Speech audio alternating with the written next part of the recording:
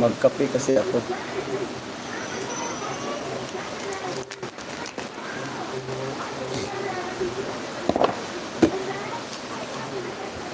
Shout out sa ating mga viewers na nandyan. Salamat sa patamsak. Blessed evening once again. Kumusta ang lahat?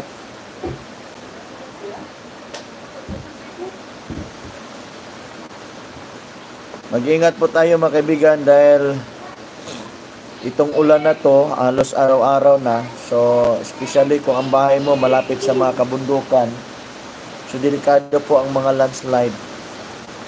So, always pray, mag-ingat sa ating mga biyahe. Kung ikaw ay driver, mag-ingat ka mag-drive dahil ang dami pong mga aksidente ngayon. We need to pray for God's protection, God's shield. Yan po ang importante sa bawat isa sa atin, ang panalangin natin sa Panginoon. Praise God.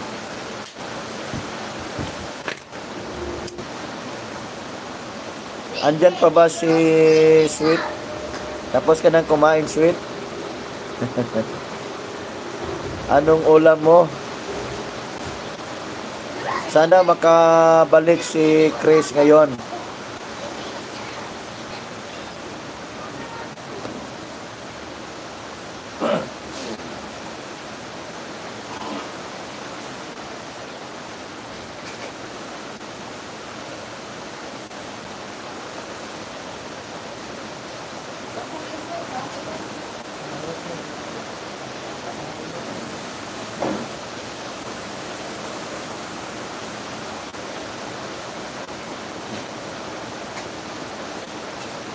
You are God alone.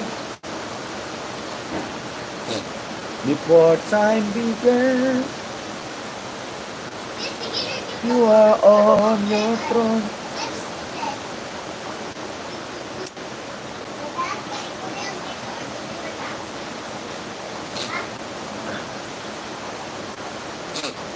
Hindi po basta-basta ang nangyari ngayon sa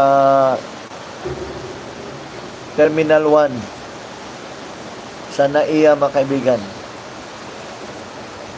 Maraming mga pamilyang nadamay. So try to imagine yung mga OFW na ready na for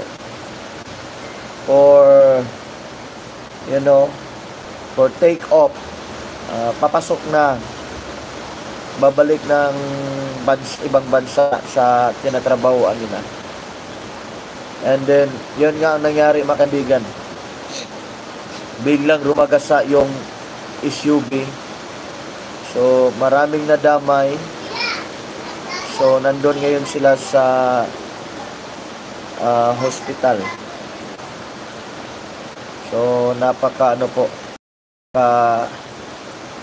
tindi po yung pangyayari sa kanila.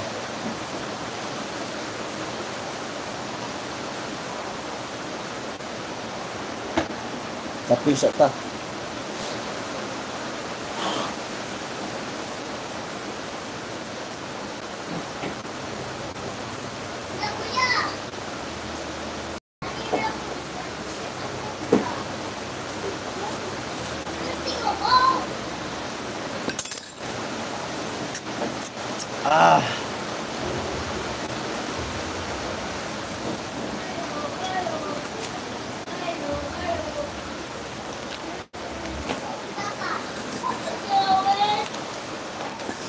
Mga pita og stick.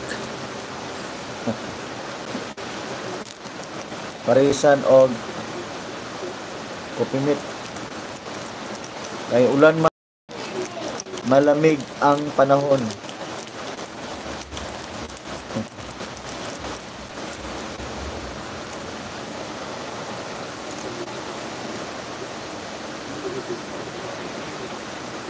Ano ba to?